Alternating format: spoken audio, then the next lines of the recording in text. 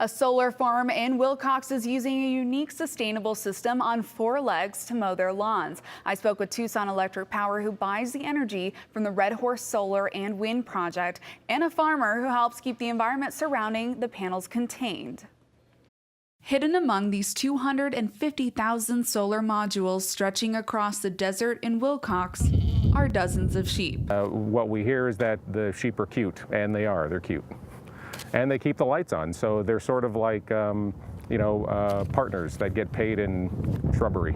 And companies like Tucson Electric Power buys the energy from the farm. Solar power is great in many ways. It's good for the environment. The costs of installing and delivering solar power is coming down all the time.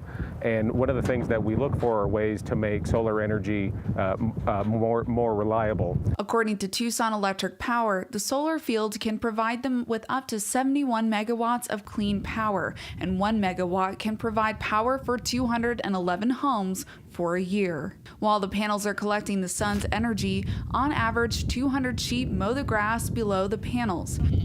Rusty Koch is a 6th-generation Arizonan rancher and has rented the sheep out to the solar field for close to 2 years. Well, sheep, because they don't eat wires like goats.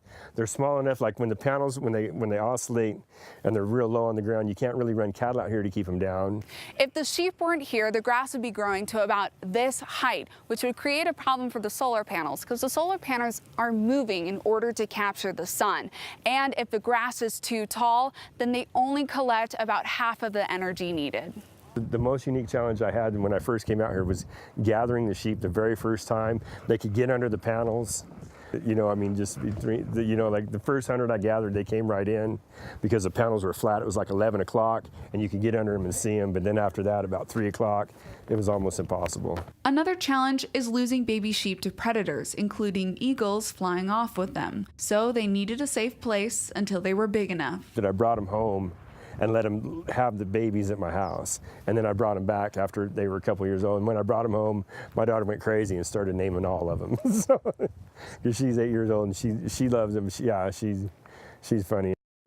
Tucson Electric Power is currently supplying 50% of renewable energy to more than 400,000 homes in Tucson. And their goal is to offer around 30% of clean energy to their customers in the next few years.